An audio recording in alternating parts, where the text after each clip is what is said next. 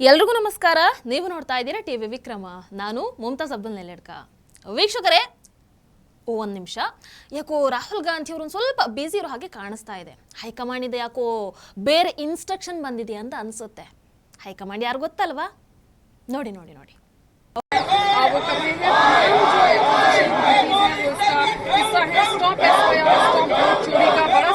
लेकर तमाम सांसद यहाँ खड़े हैं। Minority votes are not disposable. ये अपना कार्ड हाथ में लेकर कांग्रेस अध्यक्ष ಅದೊಂದು ವಿಡಿಯೋ ವೈರಲ್ ಆಗ್ತಾ ಇತ್ತಲ್ವಾ, ಅದರಲ್ಲಿ ಒಂದಷ್ಟು ಡಯಲಾಗ್ ಇದೆಯಲ್ಲ, ಹಂಗೆ ಹೇಳ್ತಾ ಇರಬಹುದು ಏನೋ, ಹಲೋ ಮಾಲಿಕ್ ತೋಡಾಸ ಗಲ್ತಿ ಹೋಗೈ ಮಾಲಿಕ್ ಅಂತ ಹೇಳ್ತಾ ಇರಬಹುದು. ಆದ್ರೂ ಅಲ್ಲಿ ಸರಿಯಾಗಿ ಗಮನಿಸಿ ಆ ವಿಡಿಯೋವನ್ನ. ಅಲ್ಲಿ ಸೋನಿಯಾ, ರಾಹುಲ್, ಪ್ರಿಯಾಂಕಾ ಇವ್ರು ಯಾರು ಕೂಡ ಪ್ಲಕಾರ್ಡ್ ಅನ್ನ ಹಿಡ್ಕೊಂಡಿಲ್ಲ. ಪಾಪ ಮಲ್ಲಿಕಾರ್ಜುನ ಖರ್ಗೆ ಅವರ ಕೈಯಲ್ಲಿ ಕೊಟ್ಟಿದ್ದಾರೆ. ಪಾಪ ಅವರ ಕೈಯಲ್ಲಿ ಏನೇನೆಲ್ಲ ಮಾಡಿಸ್ತೀರ್ರಿ. ವೀಕ್ಷಕರೇ, ಮೋದಿಜಿಯವರು ಸಂಸತ್ ನಾಟಕ ಮಾಡುವಂತಹ ಜಾಗ ಅಲ್ಲ, ನಾಟಕವನ್ನ ಮಾಡಬೇಡಿ ಅಂತ ಹೇಳಿದ್ರು. ಹೌದಾ? ಈ ಕೆಲವರಿಗೆ ಸತ್ಯ ಹೇಳಿದ್ರೆ, ಅವರ ಹಣೆ ಬರಹವನ್ನ ಬಿಚ್ಚಿಟ್ರೆ ಅದನ್ನ ಸ್ವೀಕಾರ ಮಾಡೋದಕ್ಕಾಗಲ್ಲ ಅವರಿಗೆ. ಹಾಗೆ ಪ್ರಿಯಾಂಕಾ ಗಾಂಧಿ ಅವರು ಕೂಡ ಮೋದಿಜಿಯವರ ಹೇಳಿಕೆ ತಗೊಳ್ಳೋದಕ್ಕೆ ಆಗದೆ ಬಲವಾದ ಸಮಸ್ಯೆಗಳನ್ನು ಎತ್ತುವುದು ನಾಟಕವಲ್ಲ, ಸಾರ್ವಜನಿಕರಿಗೆ ಅಗತ್ಯ ಇರುವಂತಹ ವಿಚಾರಗಳ ಬಗ್ಗೆ ಪ್ರಜಾಸತ್ತಾತ್ಮಕ ಚರ್ಚೆಗಳಿಗೆ ಅವಕಾಶವನ್ನು ನೀಡದೇ ಇರೋದು ನಾಟಕ ಅಂತ ಮೋದಿಜಿಯವರಿಗೆ ತಿರುಗೇಟನ್ನ ಕೊಡ್ತಾರೆ. ಓಕೆ, ಹೇಳೋದೇನೋ ಹೇಳಿದ್ರು. ಆದರೆ ವೀಕ್ಷಕರ, ಪರಿಸರ ಮಂತ್ರಿ ಭೂಪೇಂದ್ರ ಯಾದವ್ ಅವರು ಸಂಸತ್ತಲ್ಲಿ ಎದ್ದು ನಿಂತು ವಾಯು ಮಾಲಿನ್ಯ, ಗಾಳಿಯ ಗುಣಮಟ್ಟ ಸೂಚ್ಯಂಕ AQI ಬಗ್ಗೆ ಮಾತಾಡೋದಕ್ಕೆ ರೆಡಿ ಆಗಿದ್ರು. ಒಂದು ಅದ್ಭುತ ಚರ್ಚೆಗೆ ಅವಕಾಶವನ್ನ ಮಾಡಿಕೊಡೋರಿದ್ರು. ಆದ್ರೆ ಪ್ರಿಯಾಂಕಾ ಗಾಂಧಿ ಅವರೇ, ನಿಮ್ಮ ವಿರೋಧ ಪಕ್ಷ ಏನು ಮಾಡ್ತು? ಮರ್ಯಾದೆ ಇಲ್ಲದವರ ಹಾಗೆ ಕಿರುಚಾಡೋದಕ್ಕೆ ಶುರು ಮಾಡ್ತಾರೆ. माननीय सदस्यगण, ये प्रश्नकाल है।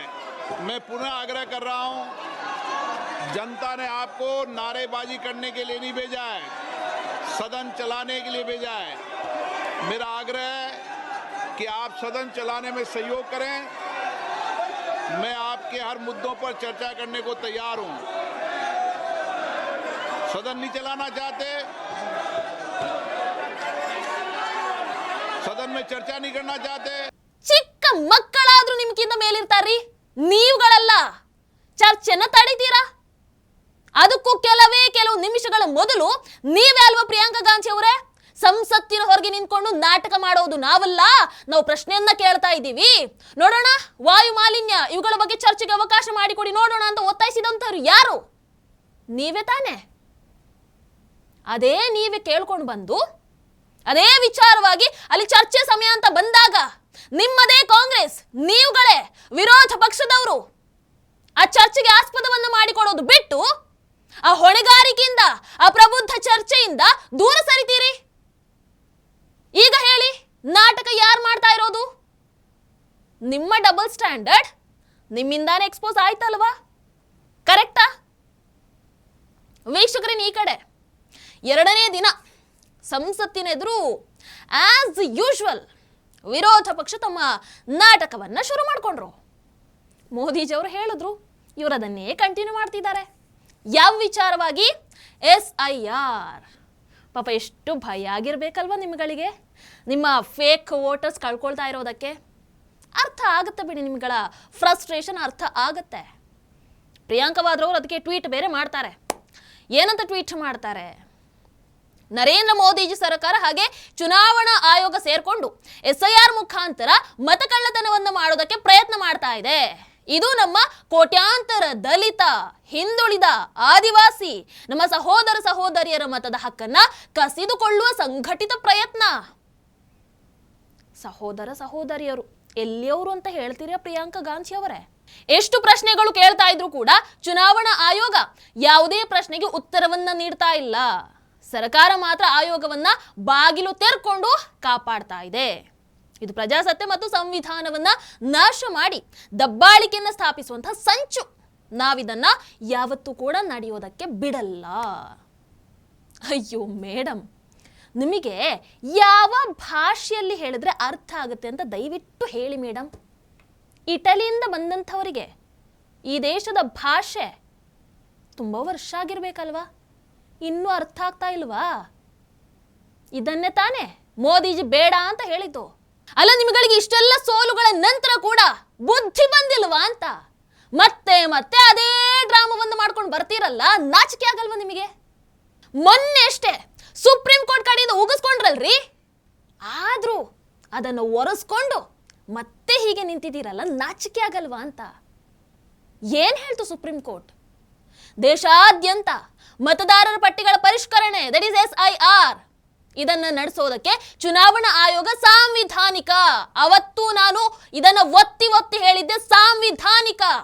ಅದೇ ರೀತಿ ಶಾಸನಬದ್ಧ ಅಧಿಕಾರವನ್ನ ಪಡ್ಕೊಂಡಿದೆ.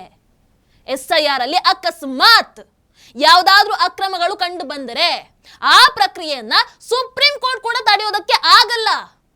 ಆದ್ರೆ ಆ ತಪ್ಪುಗಳನ್ನ ಸರಿಪಡಿಸ್ಕೊಳ್ಳಿ ಅಂತ ಬೇಕಾದ್ರೆ ಎಲೆಕ್ಷನ್ ಕಮಿಷನ್ಗೆ ನಿರ್ದೇಶನವನ್ನ ನೀಡಬಹುದು. ಯಾರು? Supreme court. ಇದನ್ನ ಯಾರು ಹೇಳಿರೋದು? ನಾವಲ್ಲ, ಸುಪ್ರೀಂ ಕೋರ್ಟ್ ಹೇಳಿರೋದು. ಇಲ್ಲಿ ಮೋದಿಜಿ ಎಲ್ಲಿಂದ ಬರ್ತಾರ್ರಿ?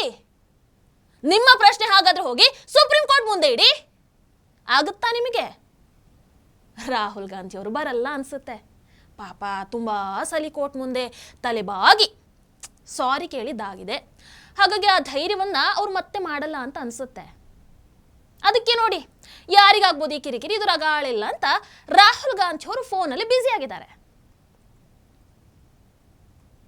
ರಾಹುಲ್ ಗಾಂಧಿ ಅವರೇ ಈ ತನ್ನ ವಿರೋಧ ಪಕ್ಷದ ಗದ್ದಲವನ್ನ, ಈ ನಾಟಕವನ್ನ ಸೀರಿಯಸ್ ಆಗಿ ತಗೊಂಡ ಹಾಗೆ ಕಾಣಿಸ್ತಾ ಇಲ್ಲ. ಇನ್ನು ದೇಶದ ಜನ ತಗೊಳ್ತಾರೆ ಅಂತ ಅನ್ಸುತ್ತಾ ಪ್ರಿಯಾಂಕಾ ಮೇಡಮ್? ಆಮೇಲೆ ಆ SIR ವಿರುದ್ಧದ ಪ್ರತಿಭಟನೆ, ಆ ನಾಟಕ ಏನೊಂದು, ಅದರಲ್ಲಿ ನೀವು ಸೂಕ್ಷ್ಮವಾಗಿ ಗಮನಿಸಿ, ಅಲ್ಲಿ ಕಾಂಗ್ರೆಸ್ ಇಂದ ರಾಹುಲ್ ಗಾಂಧಿ, ಸೋನಿಯಾ, ಪ್ರಿಯಾಂಕಾ, ಮಲ್ಲಿಕಾರ್ಜುನ ಖರ್ಗೆ, ಹೀಗೆ ಕಾಂಗ್ರೆಸ್ ಇಂದ ಎಲ್ಲರೂ ಇದ್ದಾರೆ ಬಹುಶಃ. ಆದರೆ TMC, ಸಮಾಜವಾದಿ ಪಕ್ಷ, ಆಮ್ ಆದ್ಮಿ, ಇದ್ಯಾವುದ್ರ ದೊಡ್ಡ ನಾಯಕರು ಕೂಡ ಅಲ್ಲಿ ಕಾಣಿಸ್ತಾನೆ ಇಲ್ವಲ್ಲ. ಯಾಕೆ ಅನ್ನೋದನ್ನ ಬಿಡಿಸಿ ಹೇಳಬೇಕಾಗಿಲ್ಲ ಅಂತ ಅನ್ಸುತ್ತೆ. ನಿಮ್ಗಳ ಜೊತೆ ಸೇರ್ಕೊಂಡು ಈಗಾಗಲೇ ಬರ್ಬಾದಾಗಿದ್ದು ಸಾಕು, ಇನ್ನು ಸ್ವಲ್ಪ ಆದ್ರೂ ನಾವು ಬದುಕೊಳ್ತೀವಿ ಅಂತ ಪಾಪ ಅವರ ದಾರಿಯನ್ನು ಅವ್ರು ಕಂಡುಕೊಂಡ ಹಾಗೆ ಕಾಣಿಸ್ತಾ ಇದೆ. ವೀಕ್ಷಕರು, ಇನ್ನೊಂದು ಕಡೆ ನೋಡಿದ್ರೆ ರಾಹುಲ್ ಗಾಂಧಿ ಅವರು ಪಾಪ ತಮ್ಮದೇ ಸಂಸದರನ್ನ, ವಿರೋಧ ಪಕ್ಷದ ನಾಯಕರನ್ನ ನಾಯಿ ಅಂತ ಕರೆದ್ರು ಅಂತ ರಾಹುಲ್ ಗಾಂಧಿ ಅವರ ಅಭಿಮಾನಿಗಳು ಒಂದೇ ಕಣ್ಣಲ್ಲಿ ಹೇಳ್ತಾ ಇದ್ದಾರೆ. ವಿಷಯ ಏನಪ್ಪಾ ಅಂತಂದ್ರೆ, ಚಳಿಗಾಲದ ಅಧಿವೇಶನದ ಮೊದಲ ದಿನ ಕಾಂಗ್ರೆಸ್ ಸಂಸದೆ ರೇಣುಕಾ ಚೌಧರಿ ಅವರು ತಮ್ಮ ಸಾಕು ನಾಯಿ ಜೊತೆಗೆ ಸಂಸತ್ ಭವನಕ್ಕೆ ಬರ್ತಾರೆ. ಅದು ದೊಡ್ಡ ವಿವಾದ ಕೂಡ ಆಗುತ್ತೆ. ಅದಕ್ಕೆ ಅವರು ಉತ್ತರವನ್ನು ಕೊಡ್ತಾ ಹೇಳ್ತಾರೆ, ಇದೊಂದು ಚಿಕ್ಕ ಪ್ರಾಣಿ, ಯಾರನ್ನು ಕಚ್ಚಲ್ಲ, ಸಂಸತ್ತಿನ ಒಳಗಿರೋರ ಹಾಗೆ ಅಲ್ಲ ಇದು, ಕಚ್ಚುವವರು ಒಳಗೆ ಕೂತಿದ್ದಾರೆ ಅಂತ ಹೇಳ್ತಾರೆ. ಒಳಗೆ ಒಳಗೆ ಎಲ್ಲರೂ ಇರ್ತಾರಲ್ವಾ? ಹಾಗಾದ್ರೆ ಯಾರಿಗೆ ಹೇಳಿದ್ರು ಅವರು? ತಮ್ಮ ಪಕ್ಷದ ನಾಯಕರಿಗೆ ಸೇರಿದ ಹಾಗೆ ಎಲ್ಲರಿಗೂ ನಾಯಿ ಅಂತ ಉಲ್ಲೇಖ ಮಾಡಿದ ಹಾಗೆ ಆಯ್ತು. ಹೌದಾ? ನೋಡಿ, ಇವರನ್ನೆಲ್ಲ ವೋಟ್ ಮಾಡಿ ಕಳಿಸಿರುವಂಥ ಪುಣ್ಯಾತ್ಮರು ಖುಷಿ ಪಡಬೇಕು. ಇವತ್ತು ರಾಹುಲ್ ಗಾಂಧಿ ಅವರು ಬಂದು ಮತ್ತೆ ಹೇಳ್ತಾರೆ, ಓ ನಾಯಿ ವಿಚಾರ ಎಲ್ಲ ಭಾರಿ ಚರ್ಚೆ ಆಗ್ತಾ ಇದೆಯಲ್ವಾ, ಅಷ್ಟು ಹೇಳಿ ಅಲ್ಲಿಗೆ ನಿಲ್ಲಿಸಿದಿದ್ರೆ ಪರವಾಗಿರ್ತಿರ್ಲಿಲ್ಲ. ಆದ್ರೆ ಮತ್ತೆ ಹೇಳ್ತಾರೆ, ಓ ನಾಯಿಗಳಿಗೆ ಒಳಗೆ ಪ್ರವೇಶ ಇಲ್ವಾ, ಮತ್ತೆ ಅಲೋ ಮಾಡಿದಾರಲ್ವ ಒಳಗಡೆ ಅಂತ ಹೇಳ್ತಾರೆ. ಅಂದ್ರೆ ಏನು? ಇಂಡೈರೆಕ್ಟ್ ಆಗಿ ತಮ್ಮನ್ನೂ ಸೇರಿದ ಹಾಗೆ ತಮ್ಮವರೆಲ್ಲರನ್ನ ಅವರು ನಾಯಿ ಅಂತ ಅಂದ ಹಾಗೆ ಆಯ್ತಲ್ವಾ? ಅಲ್ಲ ಆಯ್ತಲ್ವಾ ಅಂತ ಅವರ ಮಾತಿನ ಪ್ರಕಾರ ನಾನು ಹೇಳಿರೋದಲ್ಲ, ರಾಹುಲ್ ಗಾಂಧಿ ಅವರು ಹೇಳಿರೋದು. ಇನ್ನು ಇದಕ್ಕೂ ಕೇಸ್ ಹಾಕ್ಬಿಟ್ಟಿರಿ ನೀವು. ಏನಕ್ಕೆಲ್ಲ ಕೇಸ್ ಹಾಕ್ತೀರ ಅಂತಾನೆ ಅರ್ಥ ಆಗಲ್ಲ. ಹೋಗ್ಲಿ. ಆದ್ರೂ ಮೋದಿಜಿ ಅವರು ಹೇಳಿದ್ರಲ್ಲಿ ಏನಾದ್ರೂ ತಪ್ಪಿತ್ತ ಹೇಳಿ.